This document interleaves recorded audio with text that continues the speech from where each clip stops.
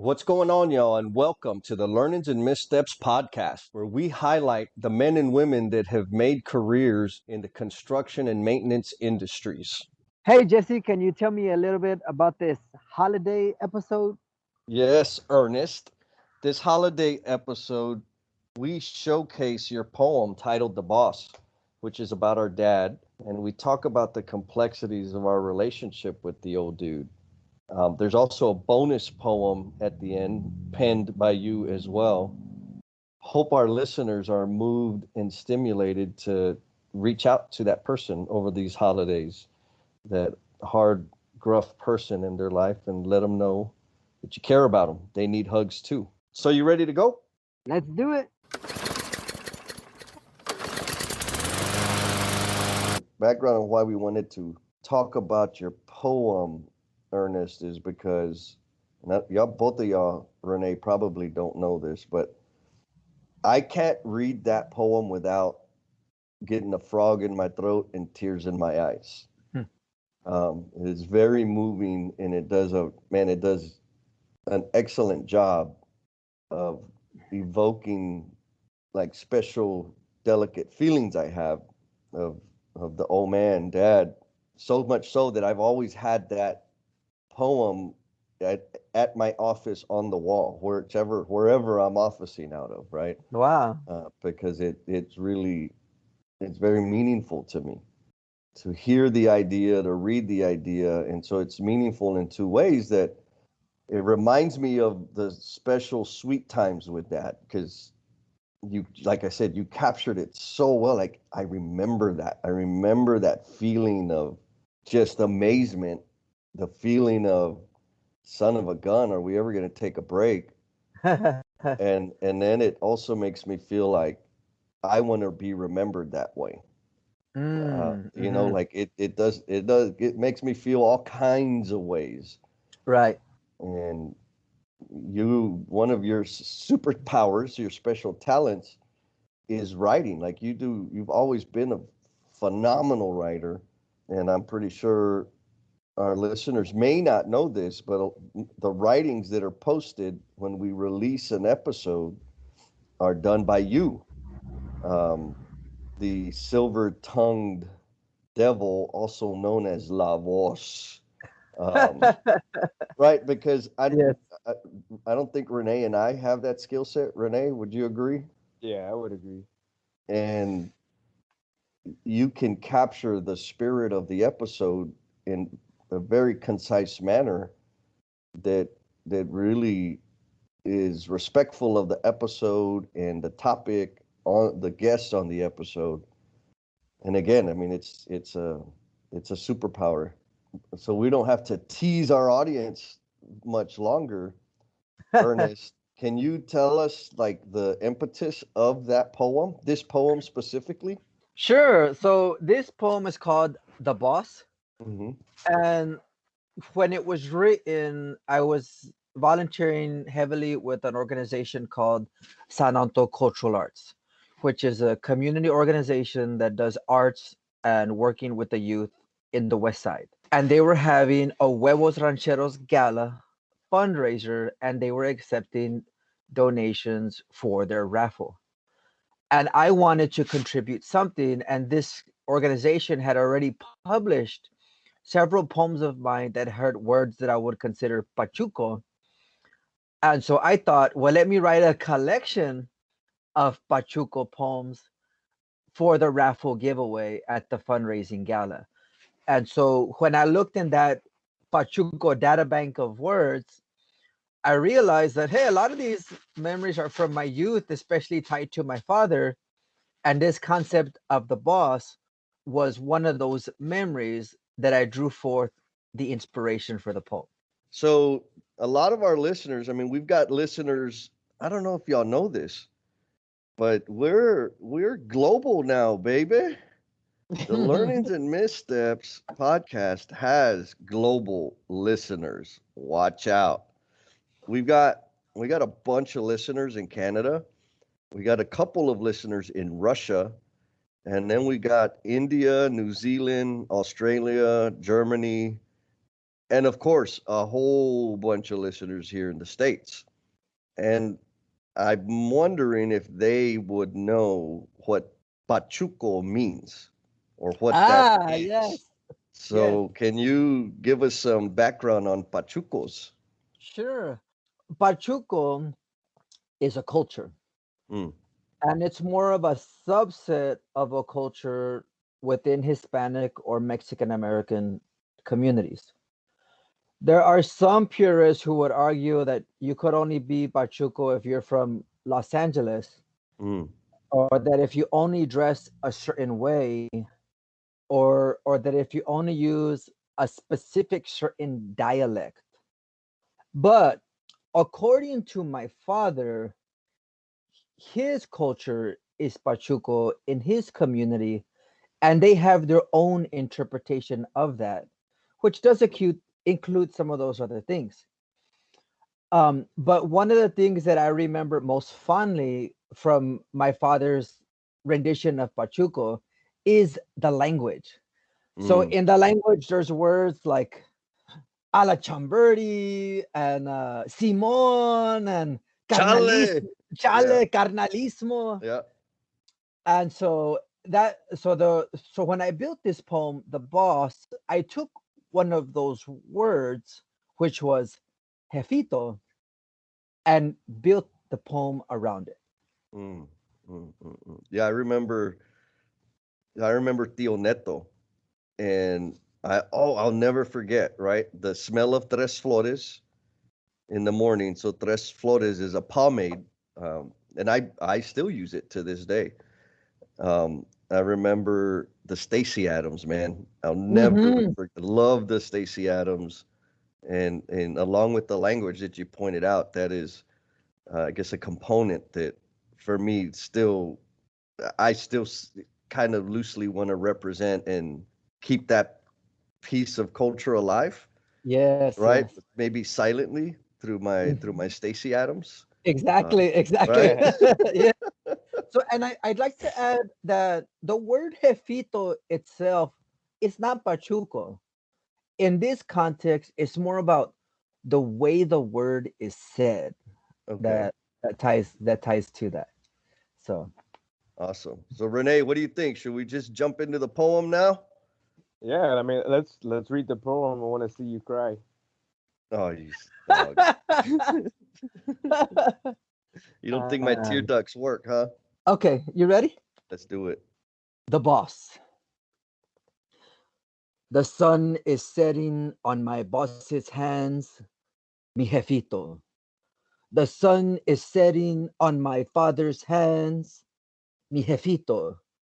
I remember when the sun was rising 2 hours after we awoke, where I'd learned the value of a dollar and a fraction of how to be a man. I remember the breakfast you made without a mom and a little trailer that housed a man, a company, and me. That looking back, I realized was also my home. I remember the nights worked till the moon wasn't strong enough to see us through till morning, but the job never stopped until it was finished. That looking back, I realized it was a blessing, not a hardship. Jefito, the work never stopped, you never stopped, the sun never stopped, but still, it's setting. My filero is tucked away, my bandana is folded in the corner of my drawer, but still, Jefito, I remember when you taught me how to be a man. Thank you. Mm. Oh, that's a good one. What do you I think, like the way Renee? you read it. That was cool, man. I really liked that. I really liked it. I found Oh, myself saying like, "Yeah, I'm Jefito right now." gangsta. Oh, tell me more about that. That part. What was the part? Can you read it again? The part where you said something about the sun never stops, and the in the morning where you made the breakfast without a mom or something like that. Oh, I remember when the sun was rising 2 hours after we awoke. Ah, yeah, yeah, yeah. I really relate to that one because that's what I do. I wake up at 4:30 in the morning. I mean, I don't work till 7, but I wake up at 4:30 so I can go to the gym. That way, when I get home and I'm at home, I'm at home with my kids and my wife and I'm present and I'm not going to the gym. So, and this is what I do. When I wake up, the sun's not out yet. You know what I mean? Hmm. And by the time I got my uniform on, then the sun starts rising. I can relate to that. Waking up before the sun even rises. Yeah, to get things done. Yeah, and with Chewy, it was waking up at 4 in the morning to get. There wasn't no going to the gym, right? It was let's pack up some food, let's make some coffee, and let's hit the road. Like Hey, it was straight up work. Period. And I remember that the little trailer, right? He had this little trailer that he lived in, and and this is way back in the day. And man, in the winter times, it was cold, cold, cold, right? Like you Hmm. get up Hmm. and you smelt that coffee, some tacos, right? He'd throw down like he'd make his own homemade tortillas and pack it up and load the truck up, get all the tools, material, whatever, and orale, let's go, let's hit the road.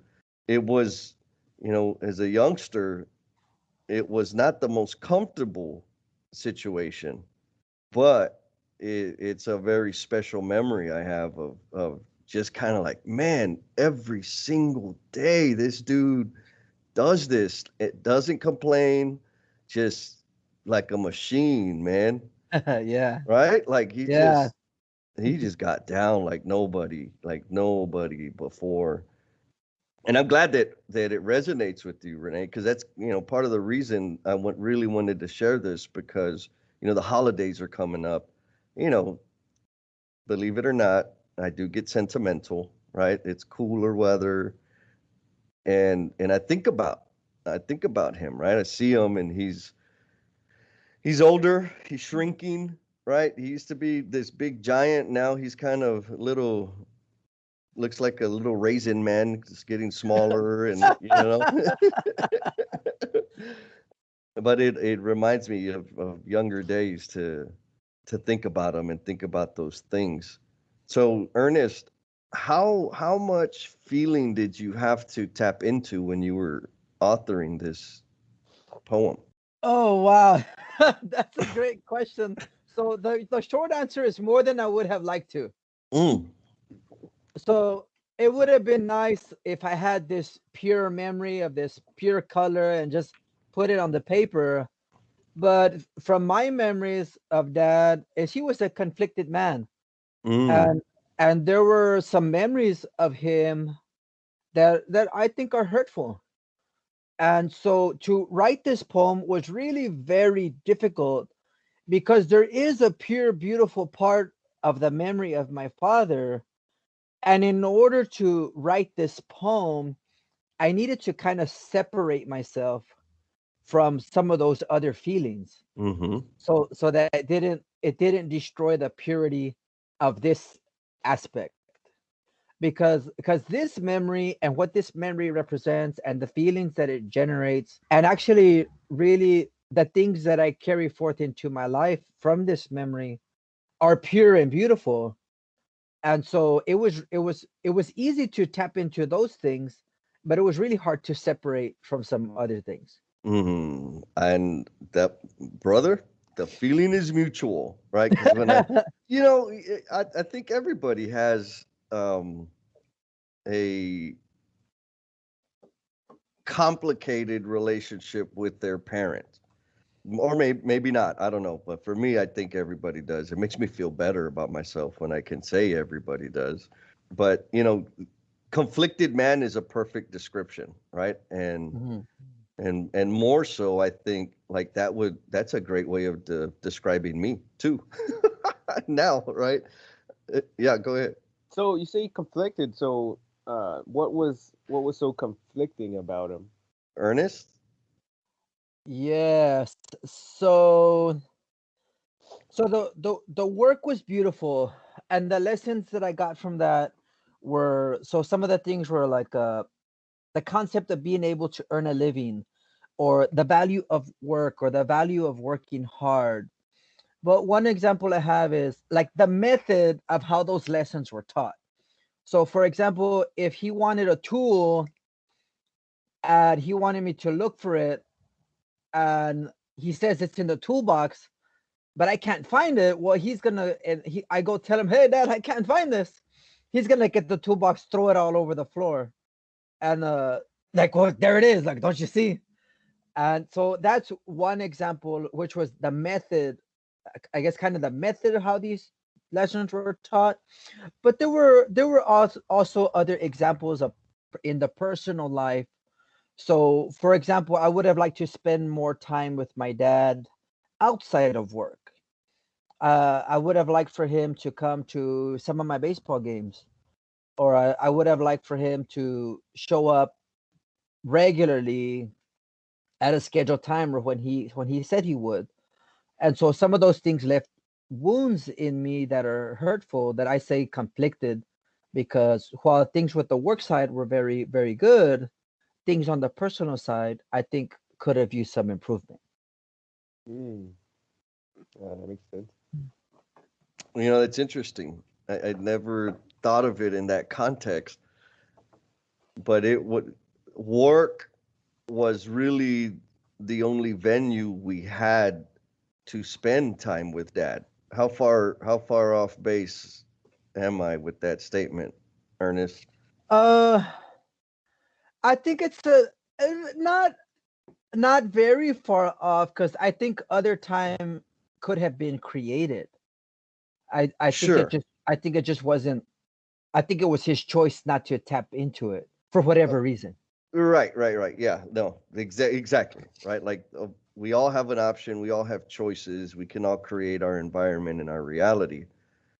But with the dad, it was through work that we could spend time together, and there wasn't another way made available. And I probably not probably just thinking about this right now, I have the same problem, right? Like Yeah. it's work, and there are very few things that I will put before work.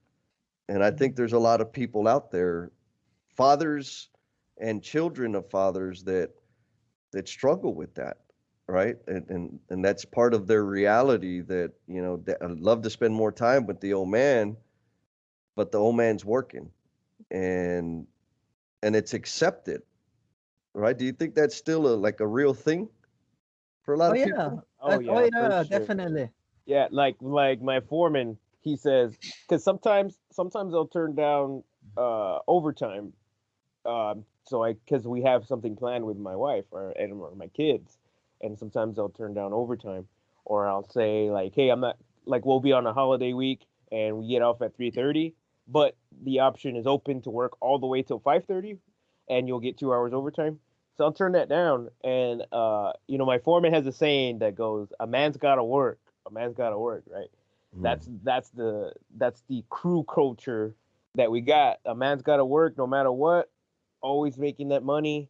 You get the overtime when it comes, right?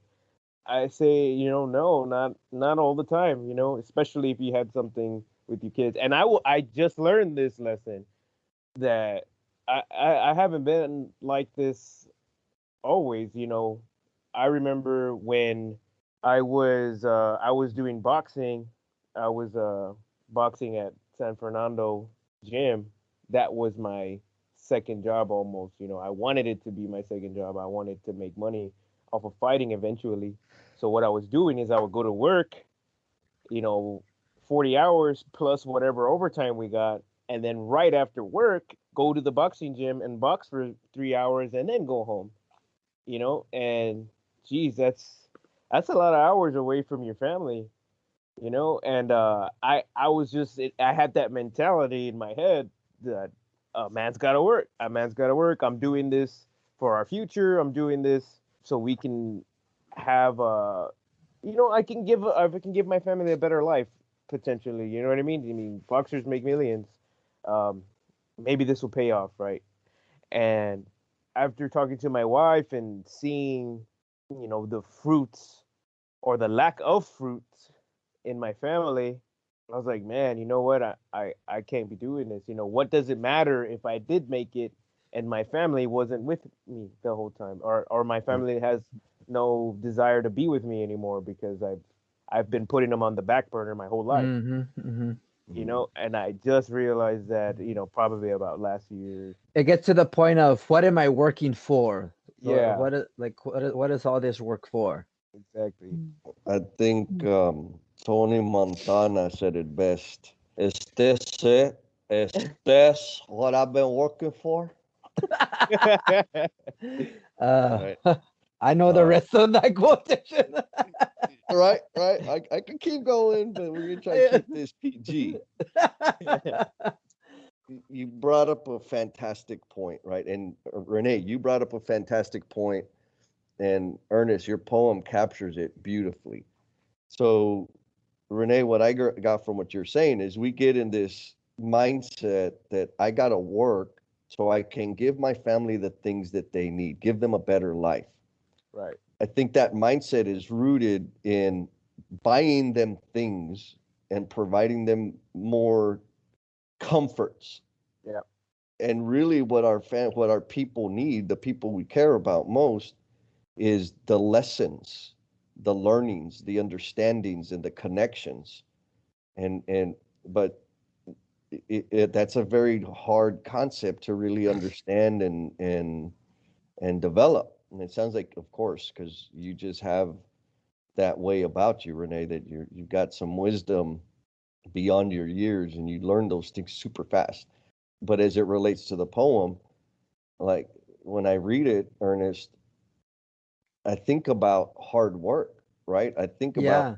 what a hard worker looks like. I think about commitment, not giving up, right? Perseverance, pushing through, finishing a job well done. Like all of those lessons Mm-hmm. are, I mean, invaluable, right? So one of my fondest memories that this poem evokes is the image of my father's hands, Mm, because I remember back in the day when I was working construction and we would shake hands. It was like sandpaper, yeah. like hand to hand sandpaper, and his hands were hard. His hands were hard and they were massive, and they had stains of glue, pipe glue, and pipe cleaner. And it was just amazing to imagine like all of the things that these hands would build. Mm, I do have also a memory of wanting my hands always to feel like that, kind of as a certificate of this is where I came from, or mm, this is what I can do. And so that imagery, when I hear this poem, that's one of the images that comes to my mind, the hands. So oh wow. Yeah, that's real talk right there, babe. Yeah. I remember looking at his hands and this might sound weird, but looking at the depth in his fingerprints, like they were valleys, peaks and valleys in his mm-hmm, fingerprints, right? mm-hmm. Like it was a whole landscape almost of his experience and toughness and ability to push through the discomfort, right? Like for with Chewy, there was no such thing as discomfort, right? I can't ever remember hearing him say like, "Oh man, I wish I had air condition," or "I wish it wasn't so hot." It was just like, "Ponle, let's go." Like Yeah. this is it. This is the way it Yeah. is. Yeah. And his hands, man, yeah, absolutely. Wow, that brings back. That's taking me back, boy. I'm hoping that our listeners are going to be able to, this is going to trigger a memory for them, right? Of that family member that's a tradesperson or they themselves are trades workers, and how meaningful the unscripted moments are and the impact, right, that it has on people's lives. I keep, and I'm thinking right now, I'm like, man, I keep calling them different names. I'll call him Dad, I'll call him Chewy, the old man. And it was, we really had a different relationship. right? Because we worked with him on the job sites. And I don't know, Ernest, if you remember this, but I remember him telling me, like, okay, we're going to work. And at work, I'm not Dad. At work, I'm Chewy, I remember that. right? I remember something. Yeah, I remember that. And Like, so call him Chewy, right? And it was like that was kind of a signal, another one of those signals that said there's no comfort here. like we're gonna work and you're doing work. No, there's. He used to have this saying, "Aquí no hay mamis," Oh yeah. and he probably meant too, like, hay papis. Like Yep. we're just getting the job done. Like that's all we're doing. Yeah, yeah. So Aquí no hay mamis. Oh yeah. What does that mean to you, Rene? Aquí no hay mamis. That means like here there's no moms, right? Yep. There's no moms. Like there's not nobody's gonna mother you. Yes. Yeah, I've heard that Oh, too. yes. I've heard that as well. Oh yeah. Yeah, man. That was some, that was some reality, right? Like I think about it now and yeah, there ain't no mommies around. You gotta take care of yourself. You gotta handle your business. That again, the lessons that impressed upon me. Um, wow. Wow. Okay. So Chewy's worked a lot, right? He's a plumber. So I'm a second generation plumber, and he's been very impactful in many, many people's lives. And I'll share a couple of memories. There was when I right out of high school, I think it was like the second job site I was on. I was working for Jack Lawrence, right? I was an apprentice helper, and I worked with this one guy. I can't even remember his name. Super cool dude, uh, and he would always kind of look at me like he knew me. And I'm like, bro, you're old, man. You don't know me. And then one day, I think we went to lunch, and he's like, "Your name's Jesus," because I go by Jesse. He's like, "Yeah, yeah." Hernandez. I said, "Yeah." He's like, "Is your dad Chewy?" Right? And to me, I'm like, well, of course, Jesus is Jesse, Jesse's Chewy. And he's like, no, no, no, he's the plumber, the Silver Fox. You know the Silver Fox, because that dad used to call himself, or his truck, right? He had The an truck. old The silver truck. pickup that he called the Silver Fox, like back in the day, right? Oh yeah. And I'm like, yeah, man, yeah, that's my dad. And this dude tells me, man, you're lucky that I didn't know that when we first met. And I said, okay, like, what's up? You want to throw down? He's like, he said, no, man. He's like, your dad, he was hard. He was hard to work with. And he would run helpers out of the business. So if anybody had a helper that would dog it and drag and that they needed to get rid of or wanted to get rid of, they would put them with your dad. And he's like, and he said, I was one of those helpers, and I always promised that I would get even with his ass, and I would, if I'd have known you were his son, I would have made you quit just to get even with him. And so that's a testament to like the conflicting the conflict within the sentiment of the poem, right? Because he did have, man, it was hard. It was hard. It was I mean, we were little kids, and I say little, what, 8, 9, 10 years old, Yeah. And Ernest? it wasn't just our perception. That's the way it was. Yeah, yeah, that's the way it was. 8, 9, 10 years old, and he'd say, "Okay, go get me the channel locks or the vice grips or something." And so me and Ernest would go to the truck, and you couldn't ask, like, "What's that?" Right? You just like somehow omnisciently knew because you had a bean and chistaco every stupid tool in the world. Mhm. And we would go to the toolbox and grab a tool. Like, okay, you take this one, I'll take that one. And hopefully hopefully we'll get it right. And then we would get in trouble. Right? Like, chingao, parecen niñas, parecen huercas, like y'all are like little girls, you know? Yeah. And man, it was not pleasant. But there was a valuable lesson in that. And then other people, you know, like I said, he's been in the industry here in San Antonio for a very long time. And he also traveled overseas and worked overseas for, man, a good chunk of years, right? And I've met people, and you know, I guess this will complement, right, the value of maturity and growing and learning, because he was very difficult.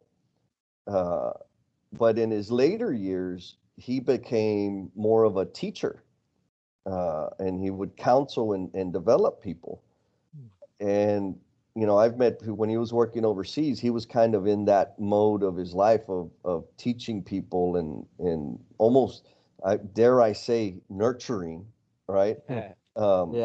but I've met people uh, that say, man, I work with your dad. I met him in Saudi Arabia, and man, that dude, like everybody knows him down there. He, man, he's awesome. You're so lucky to have him. And I'm like, shut your mouth, fool. You don't even know, you know? When did that happen? Yeah, exactly, right? Like, you talking about the same dude, the silver fox? Are you sure? um, you know, I worked with him. He helped me get my first job out of high school, right? Because when we were little, we would work with dad, but it was on side jobs, little jobs that he picked up, you know, repairs and new homes and different things. And right out of high school, he helped me get my first job in commercial construction. And I remember him, he had a helper, Andrew, and I was helping somebody else because that was the deal. Dad said, I'll get you the job, but we're not going to work together. You're going to work with somebody else. It's like, okay, cool. And man, he was teaching Andrew, like, no, this is the guy's name was Andrew. Uh, how telling is it that I still remember that guy's name, right? Yeah. And he's showing him how to read a measuring tape, and he's showing him how to, you know, hold the hammer drill, and he's teaching him. And I'm looking at him like, what the hell, bro? Like, what happened to, why did you do that with me? Why did you do that Yeah. with us? But it's what it is, right? It's what it is. We learn and we grow, we mature over the years. Um, Ernest, did you ever look forward to holding the flashlight for him? No. No? Why not? It was just so at that time, I guess I didn't understand maybe like how significant it was to hold the flashlight exactly where it was. So if I got a little bit distracted or if my arm got tired, it was like, oh, the end of the world. You move the light and like it was bad. Like it was I mean it wasn't like a small correction hey mijo, put the flashlight like it wasn't a like a nurturing correction. It was a like a violent shift of the rudder. It was just, oh, it was so hard. A violent shift of the, yeah, man. And I've seen some memes about that, right? Like I got my training by holding the light for dad, and everybody knows what that means, right? Like, oh shit, you got your ass chewed because you moved the light for like a half second and it ended the Yeah. freaking world, man. It was a thing. And you know, like, it's not just dad, and I don't know if it's a generational thing. Maybe it's probably a combination of generation and just the his background, right? How he was brought up, how he just lived life on a daily basis. But I mean, and everybody says it, but I mean it when I say this. Like, that dude could work, Oh yeah. Oh right? yeah. Like when I think about a hard working son of a gun, it's always him. And people always tell me, the people that have worked with them, they're like, "Hey man, have you talked to your dad? Is he still out there?" Like, and I'm like, "Yeah, he's still out there." They're like, "Man, that dude, like, he's never gonna stop. He never stops." I'm like, "I know." And it was, it was kind of one of the things that motivated me to learn or expand my knowledge, right? Is because, yes, dad was a hard working animal, right? He was a beast, but he did it all the time. Mm-hmm. And I'm like, man, I can't hang like that. I ain't got what he's got, right? He's got them ganas, like ganas. Mm-hmm. And one time, It was one of the jobs where, like, real early, one of the very first times where I was running a crew or responsible for organizing the crew and getting the work done for this one job. And we had received a load of cast iron pipe, right? 2, 3, and 4 inch cast iron. They're all 10-foot lengths and varying weights, right? And we were working in a hospital, and it was an occupied hospital.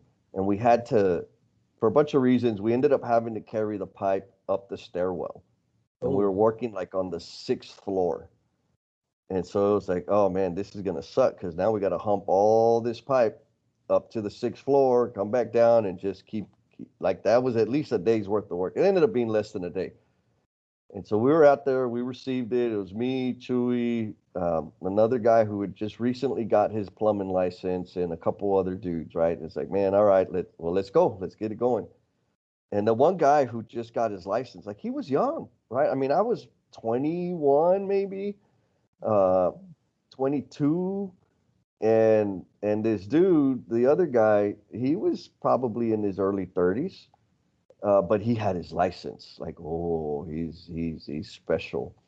And old boy says, he's like, look, man, I ain't carrying that pipe up the stairwell. I didn't get that license for nothing.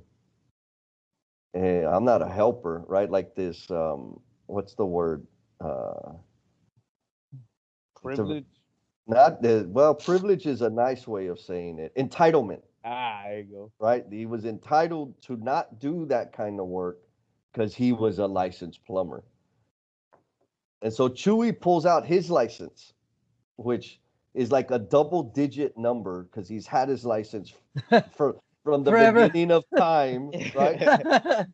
And he's a master plumber, and he says, look at this. Like, that's cute. Look at this. He puts the license in the guy's face, puts it back in his wallet, grabs 2 sticks of 4-inch cast iron, and hauls ass up the stairs. And I was just like, mic drop, bro. Right? Like, damn, that was bad. Like, and he didn't talk smack about it afterwards. Chewy just did it. And the rest of us said, okay, we know what we're supposed to do. And not a word was said about it ever again after that. But everybody knew we're here to work, and everybody needs to do their part, right? And people of that generation, and it came up the way that he came up, that's just how they work, right? Like, he wasn't worried about, well, this is unfair and like poor planning. The company should really provide us different means and methods. And he just said, let's get the damn pipe upstairs and let's go. Let's do it. And he just kept rolling. Anyways, it's one of those times where it's like, son of a gun. I want to be like that when I grow up. Maybe 60% of that, right? Because I also want to be lazy and be comfortable and chill out. So, it's, what are we, the middle of November right now. Y'all are both in San Antonio. I'm in Houston. The holidays are upon us. And that's also another one of the drivers behind why I wanted to record this episode, because the holidays are here, and it is a time for family and sentiment and memories. And like I said, Ernest, this poem, man, it's powerful. It's and I don't know, have I ever told you that before? Not to this degree. So Wow. you have mentioned it.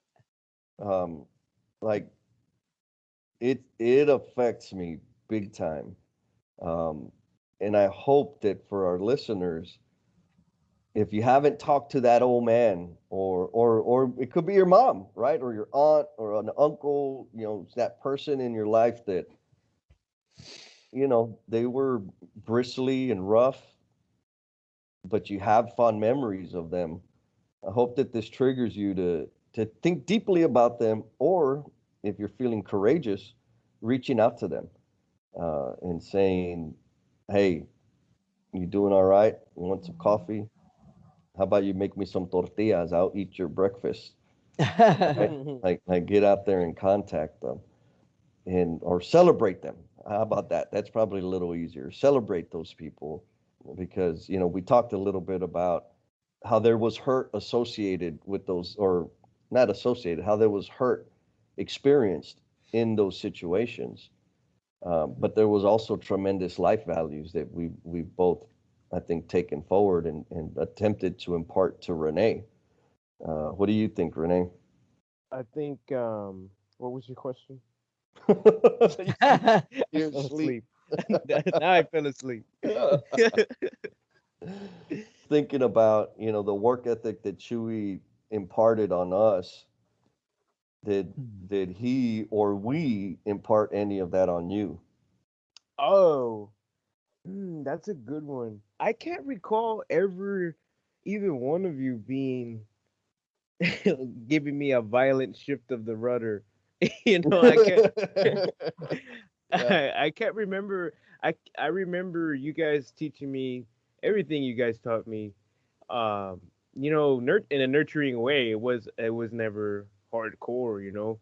I can't recall anything like that. And then even when I was working at TED and I was doing the sheet metal, and Yep. Chewy was working on that same job site, Yep. and he would pick me up.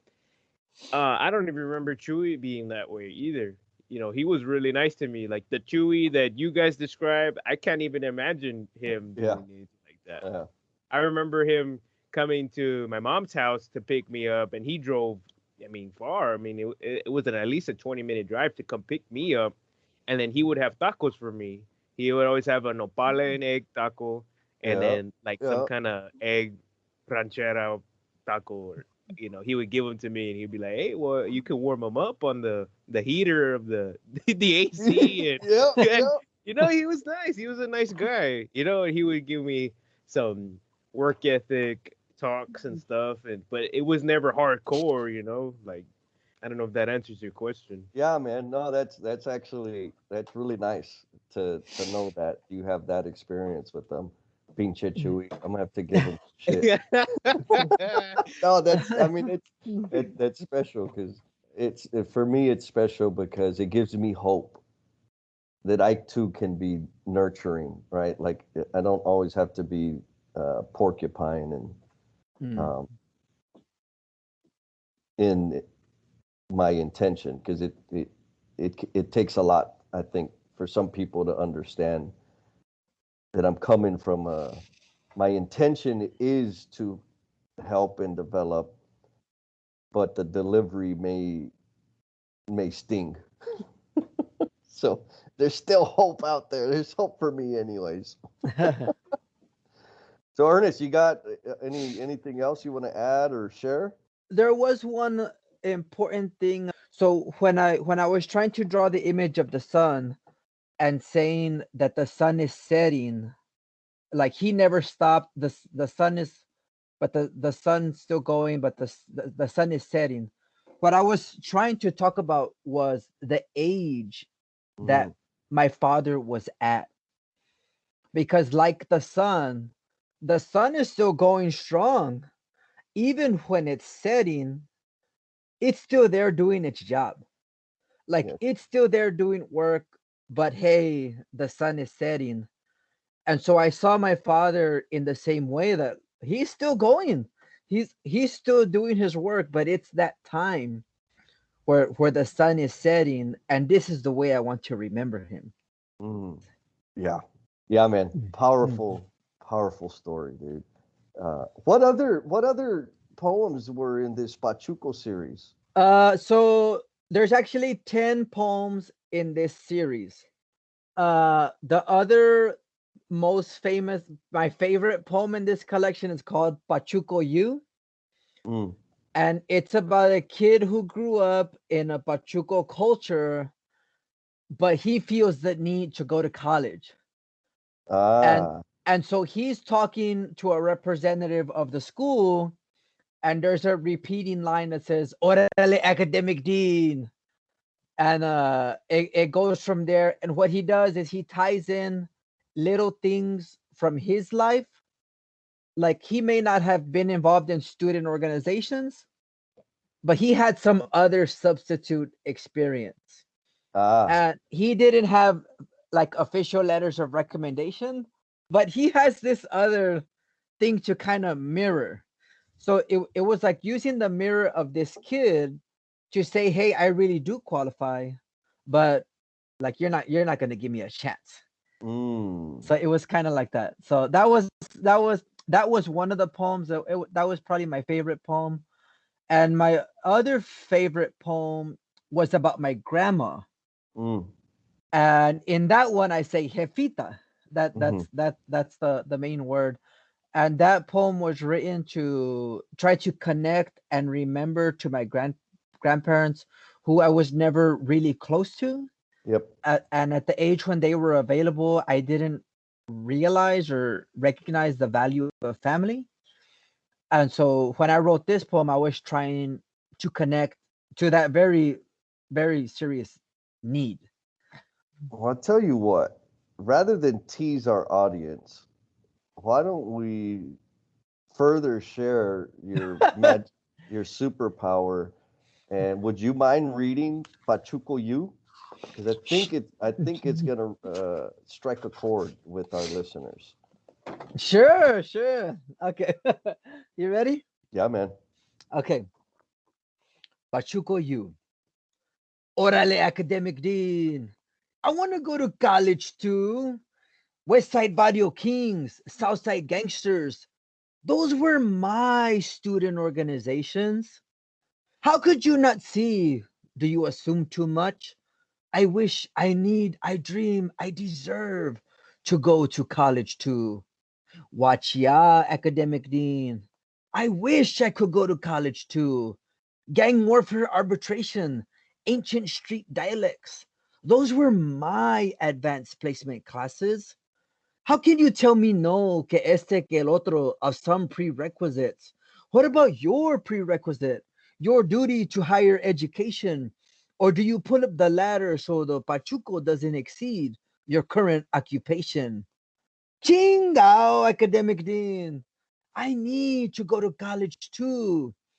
I convinced drug pushers not to sell to kids, move violence away from senior citizens. Those were my community service hours. Tú no sabes, Chavez, academic dean. I dream of going to college too. This teardrop tattoo, this tiger inked on my chest, rooster placazo on my back. Those were the transcripts of my grade point average. Nobody came to my wood or body shop class.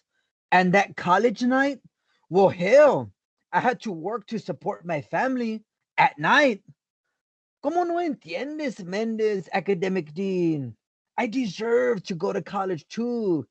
All the probation officers told the judge I did good. Those were my letters of recommendation.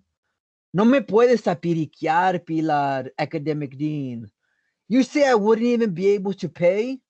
But you told the straight A students there was millions of dollars available in financial aid. What's that you say? All the seats are full. I have to try again next semester. Bueno, vas a ver, carajo, en ese semester que los pachucos también pueden ser excelente. Academic dean, I want, I wish, I need, I dream, I deserve to go to college too. Thank you. Man, I that's like that. fire, baby. That's fire. Oh, damn it. What do you think, Rene? Shoot, that's good, man.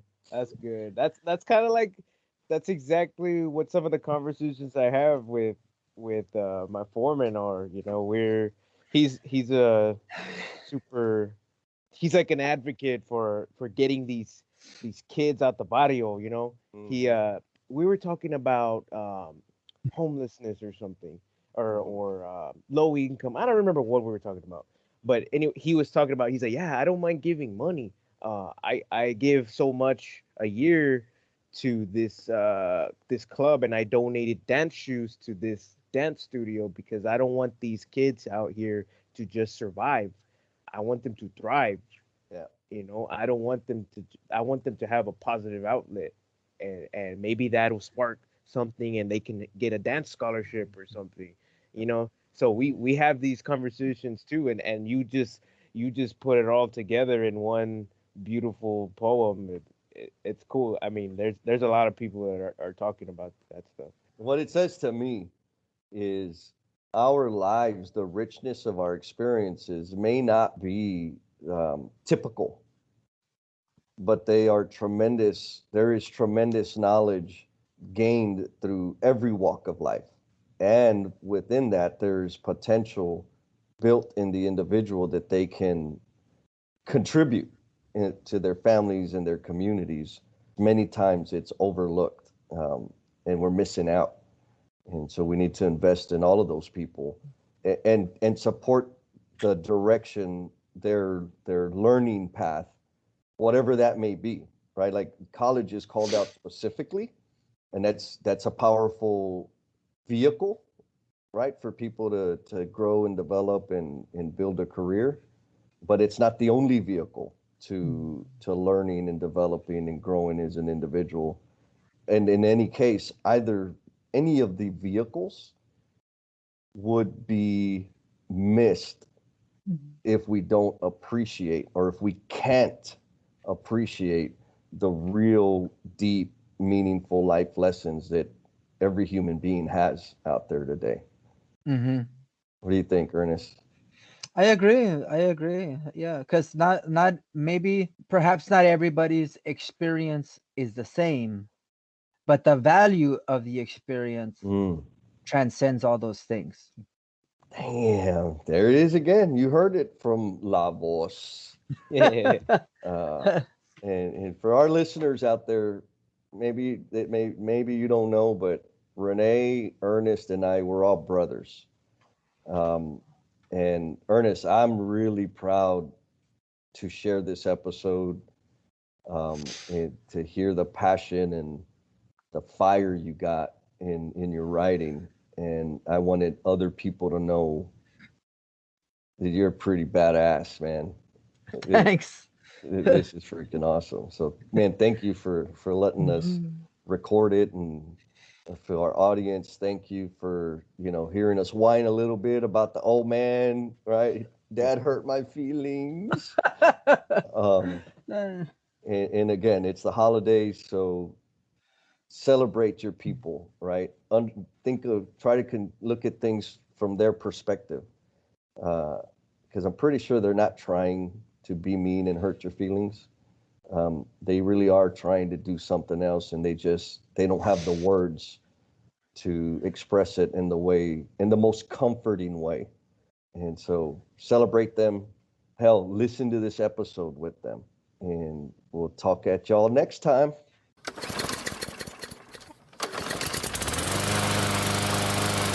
Well, that's the end of this episode. Thank you for being gracious and sharing your time with us. We ask that you show us some love on social media. Give us some honest, actionable feedback. Help us understand if we're headed in the right direction and providing an entertaining and insightful experience for you. You can also give us that feedback directly via email at jesse@learningsandmissteps.com. So thanks again. Be cool, and we'll talk at you next time.